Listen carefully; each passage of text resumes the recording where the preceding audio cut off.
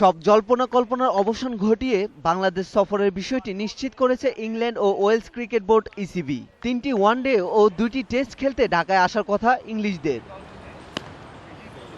আগেই সফরের সময়সূচি নির্ধারিত থাকলেও সাম্প্রতিক সময়ে গুলশান ও শোলাকিয়া জঙ্গি হামলার পর সফর নিয়ে তৈরি হয় শঙ্কা।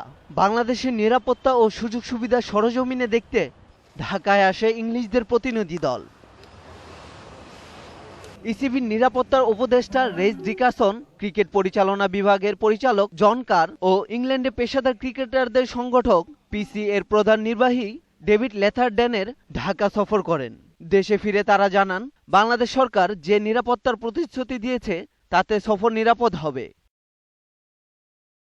সফরে 3টি ওয়ানডে ও 2টি টেস্ট খেলবে ইংল্যান্ড। মিরপুর শেরেবাংলা স্টেডিয়াম ও চট্টগ্রাম জহুর আহমেদ চৌধুরী স্টেডিয়ামে হবে সিরিজের ম্যাচগুলো। পারভেজ খোকন, 21 টেলিভিশন।